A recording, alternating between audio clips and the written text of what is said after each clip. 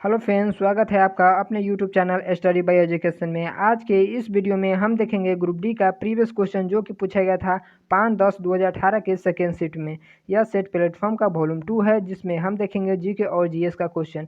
यह set number 5 है। इससे पहले 4 सेट दिया जा चुका है। अगर आप वह वीडियो नहीं देखे तो मेरे चैनल के प्ले लिस्ट में जाके उन वीडियो को जरूर देख ले, जो कि आपके एग्जाम के लिए हेल्पफुल साबित होगा। तो चलिए स्टार्ट करते हैं।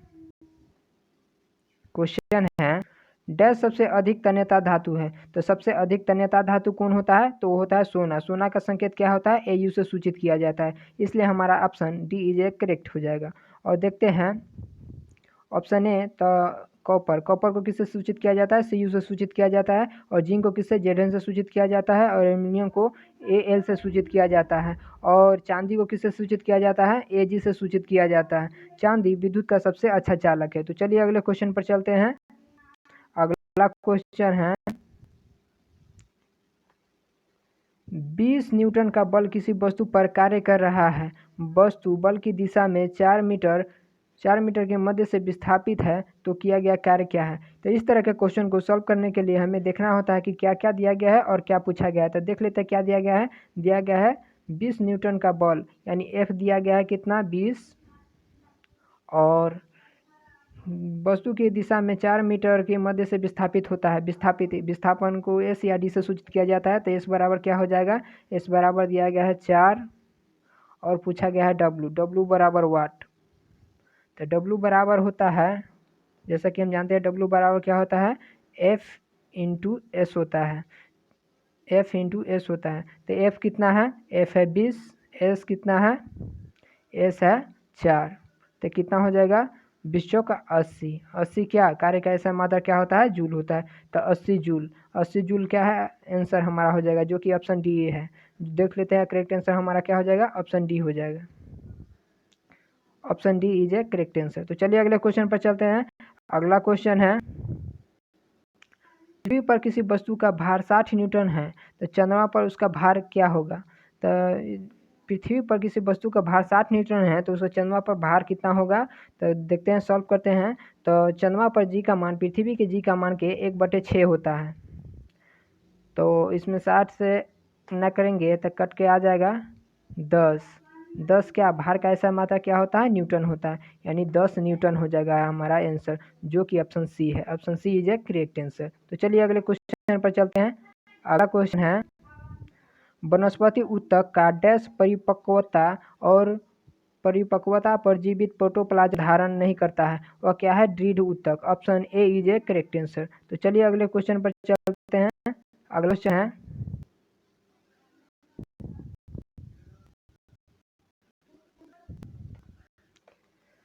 जब बैरोमीटर का परत अचानक घट जाता है तो यह इंगित करता है कि मौसम डैश होगा। तो क्या होगा? बेहद तूफान आएगा। Option B is a correct answer. जब बैरोमीटर का पाठ्यांक अचानक घटने लगता है, यानी नीचे आने लगता है, तो क्या होता है? किसका सूचक होता है? तो आंधी तूफान का सूचक होता है। अब जब बैरोमीटर का सूचक पाठ्यांक ऊपर चढ़ने लगता है तो क्या होता है? दिन साफ होने की संभावना होती है। तो चलिए अगले क्वेश्चन पर चलते हैं। अगला क्वेश्चन है, निम्न में से किस युग्म का इकाई समान नहीं है? तो देखते हैं, कार्य और ऊर्जा। कार्य और ऊर्जा का ऐसा मात्रक क्या होता है? जूल होता है। ये तो सही है, इसका ऐसा मात्रक सेम है। और चाल और वेग, चाल का ऐसा मात्रक क्या होता है? मीटर पर सेकेंड होता है। और वेग का ऐसा मात्रक भी मीटर पर सेकेंड होता है। चाल का ऐसा मात्रक कैसे होता है? चाल बराबर क्या हो जाएगा? चाल बराबर दूरी बटे समय। दूरी बटे समय होता है। समय, तो दूरी को किससे सूचित किया जाता है? मीटर से। और समय को सेकेंड से। तो क्या हो जाएगा? मीटर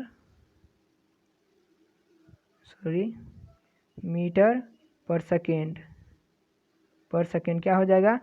चाल का ऐसा मात्रक। और विस्थापन का भी ऐसा मात्रक मीटर पर सेकेंड होता है। तो ये तो सही है, ये भी सही है।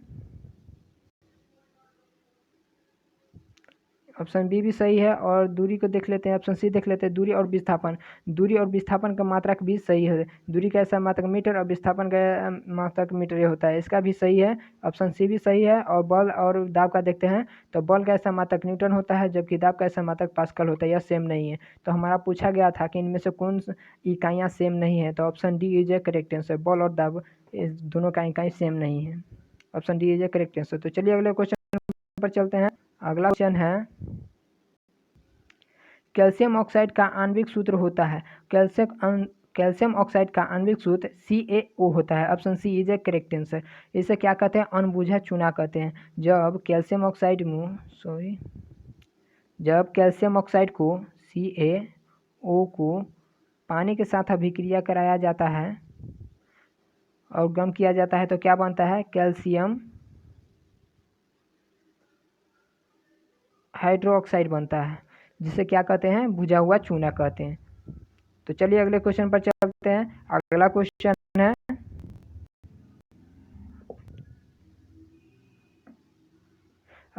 है, इनमें से किस वस्तु के पास गतिज ऊर्जा नहीं होती है? तो देखिए, चलिए देख लेते हैं ऑप्शन। बहता हुआ हवा, उसमें गतिज ऊर्जा है। लुढ़कता हुआ पत्थर, इसमें भी गतिज ऊर्जा है। उठा हुआ हथौड़ा में गतिज ऊर्जा नहीं होगा, इसमें क्या हो जाएगा? स्थितिज ऊर्जा हो जाएगा। तो हमारा क्वेश्चन में पूछा गया था इनमें से किसमें गतिज ऊर्जा नहीं है, तो हमारा सी हो जाएगा करेक्ट आंसर। और डी देखते हैं, चलती हुई गोली में क्या हो जाएगा? गतिज ऊर्जा हो जाएगा। तो चलिए अगले क्वेश्चन पर चलते हैं। अगला क्वेश्चन है,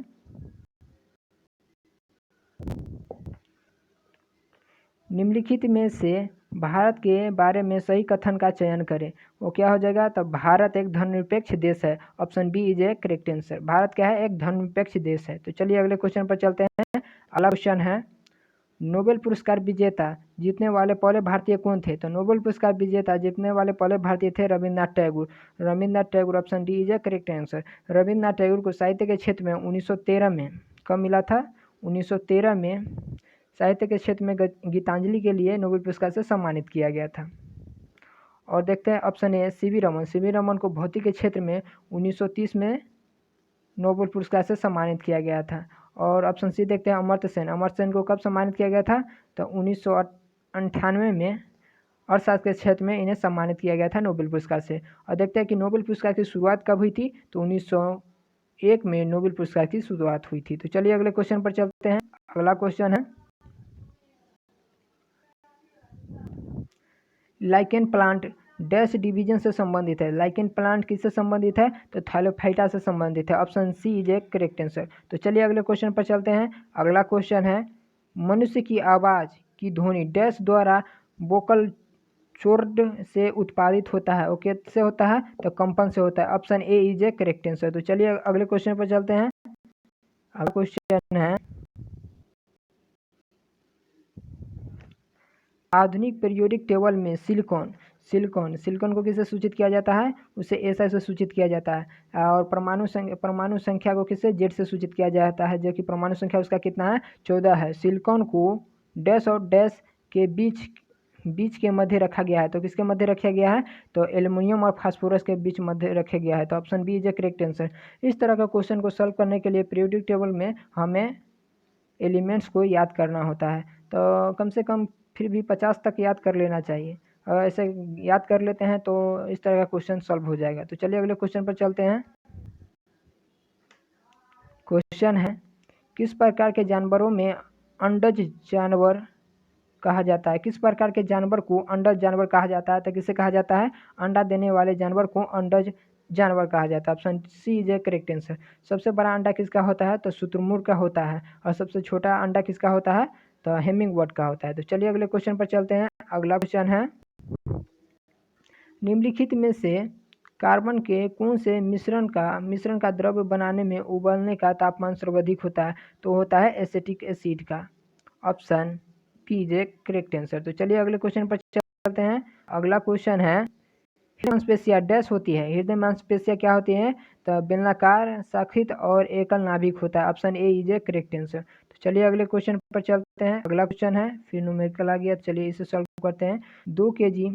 2 किलोग्राम की एक पिस्तौल से 150 मीटर प्रति सेकेंड की वेग के साथ 25 ग्राम की एक गोली क्षैतिज रूप से चलाई जाती है तो पिस्तौल का प्रतिशत वेग कितना होगा। यानी देख लेते हैं क्या क्या दिया गया है। एम, कैपिटल एम दिया गया है 2 और स्मॉल भी दिया गया है 150 और स्मॉल एम दिया गया है 25 और कैपिटल भी पूछा गया है वाट। तो संवेग संरक्षण के नियम अनुसार पिस्तौल का चलाने का संवेग बराबर होगा पिस्तौल के चलाने के बाद के।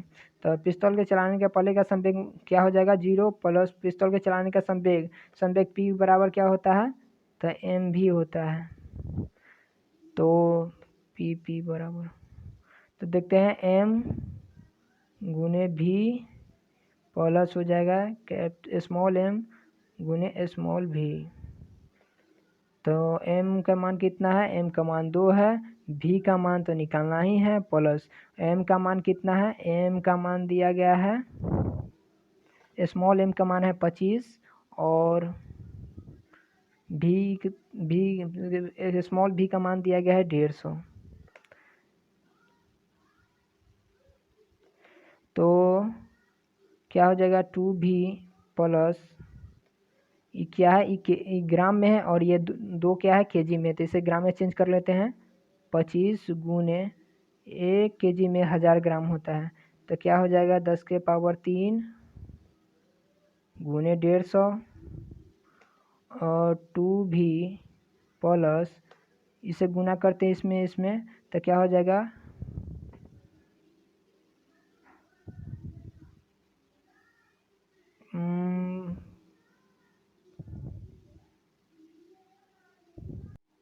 अगर हम उसको सॉल्व करेंगे तो हमारा आंसर आ जाएगा -1.87 मीटर पर second. Option A is a correct answer. तो चलिए अगले क्वेश्चन पर चलते हैं। अगला क्वेश्चन है फिर न्यूमेरिकल आ गया तो चलिए इसे सॉल्व करते हैं।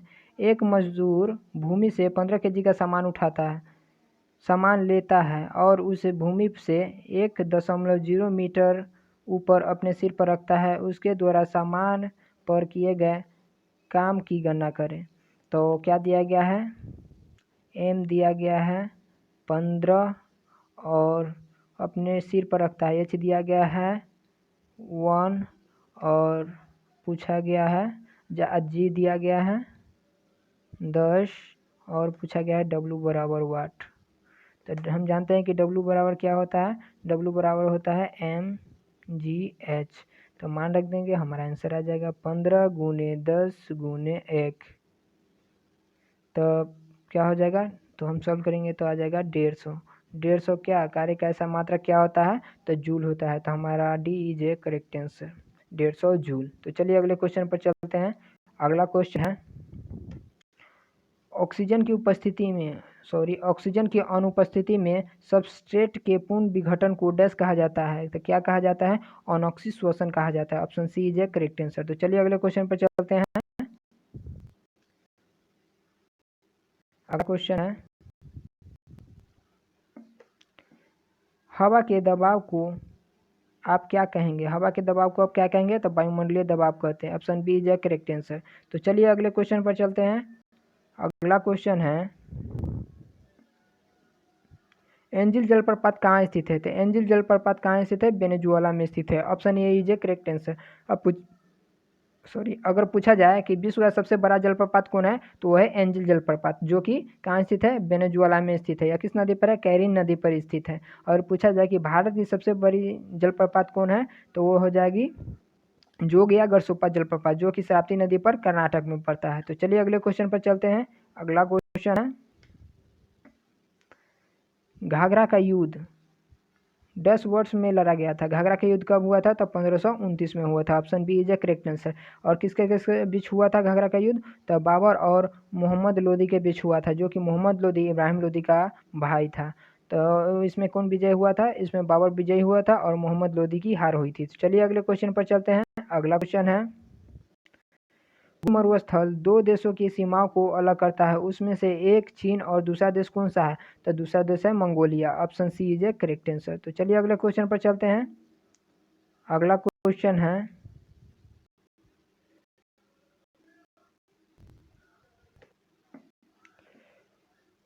500 मीटर पर सेकेंड की चाल से यात्रा करने वाली एक तरंगदैर्घ्य 20 हर्ट्ज है तो समय अंतराल होगा। तो देख लेते हैं क्या क्या दिया गया है। तो दिया गया है v बराबर कितना दिया गया है, 500 दिया गया है, और तरंगदैर्घ्य हर्ट्ज यानी f दिया गया है, फ्रीक्वेंसी कितना दिया गया है, 20 दिया गया है। तो हमें पूछा गया है t बराबर वाट। तो t बराबर वाट, तो t बराबर होता है 1/फ्रीक्वेंसी। तो 1/f, f की कितना है तो 20 है। तो हम सॉल्व करेंगे तो हमारा आंसर आएगा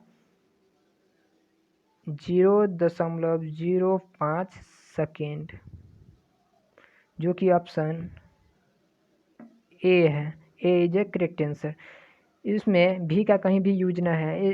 इसमें भी गुमराह कर लेके स्टूडेंट को गुमराह करने के लिए दिया गया है, जिससे स्टूडेंट कंफ्यूज होकर इस क्वेश्चन को छोड़ देते हैं। तो चलिए अगले क्वेश्चन चलते हैं। अगला क्वेश्चन है डैश सेलेक्ट लाइम बनाने के लिए पानी के साथ प्रबलता से अभिक्रिया करता है, वो क्या हो जाएगा, calcium oxide CaO। Option A is a correct answer. हम बताए थे पीछे भी कि CaO को जब हम पानी के साथ अभिक्रिया कराते हैं, गर्म करते हैं, तो क्या बनाता है, बना लेता है कैल्शियम हाइड्रोक्साइड, जिसे क्या कहते हैं, बुझा हुआ चूना कहते हैं। बुझा हुआ चूना या फिर भखरा चूना कहते हैं। तो चलिए अगले क्वेश्चन पर चलते हैं। अगला क्वेश्चन है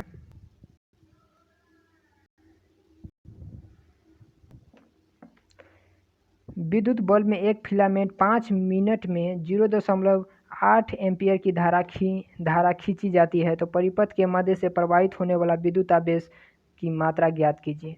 तो देख लेते हैं क्या दिया गया है और क्या क्या पूछा गया है। तो दिया गया है t, समय दिया गया है 5, और I दे दिया गया है 0.8, और पूछा गया है Q बराबर वाट। आवेश को Q से सूचित किया जाता है। तो Q बराबर होता है I इंटू टी। तो I के मान कितना है 0.8, और T का मान कितना है, T का मान है 5।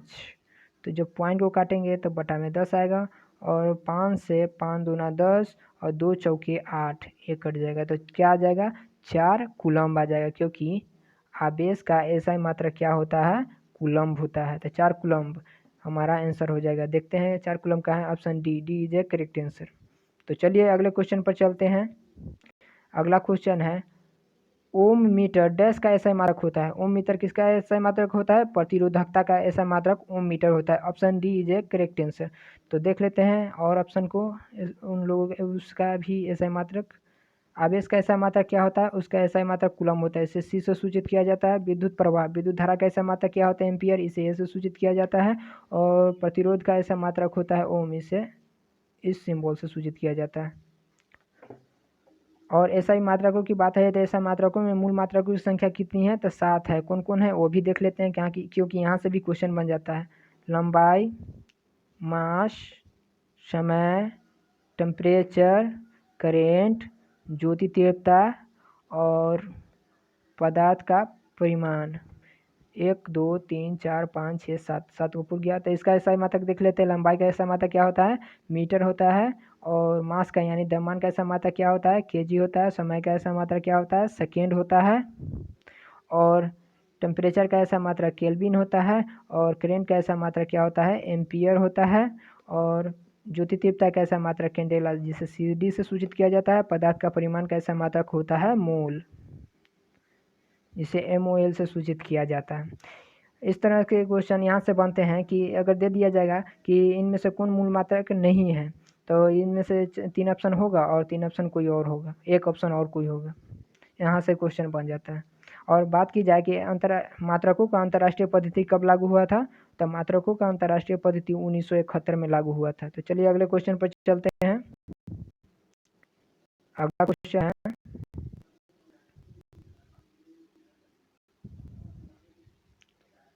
किसी तत्व की विद्युत विन्यास 285 है तो उसका द्रव्यमान संख्या ज्ञात कीजिए। तो उसका द्रव्यमान संख्या कह रहा है ज्ञात करने के लिए, देखते हैं।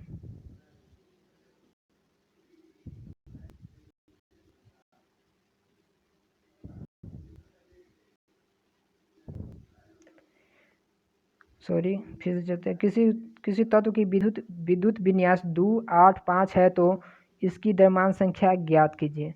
तो इसका द्रव्यमान संख्या क्या था, 2 8 2 10 5 15। 15 किसका हो जाएगा, तो 15 हो जाएगा फास्फोरस। फास्फोरस को किससे, पी से सूचित किया जाता है। इसका परमाणु संख्या कितना होता है, 15 होता है। यहाँ पूछा गया है द्रव्यमान संख्या। द्रव्यमान संख्या होता है इसका लगभग 31 होता है। अप्रॉक्स 30 पूरा करेक्ट होता है 30.974 फास्फोरस का द्रव्यमान संख्या। मान के चलते हैं कितना, 21। तो यहाँ द्रव्यमान संख्या पूछा गया जो कि ऑप्शन में नहीं दिया गया है। हमारा आंसर क्या हो जाता है, या तो 31 दिया होता है या तो करेक्ट मान दिया होता तो 30.74 होता है। 974 होता है। 30.974 होता है। यहाँ होना चाहिए था द्रव्यमान संख्या ना होकर क्या, परमाणु संख्या।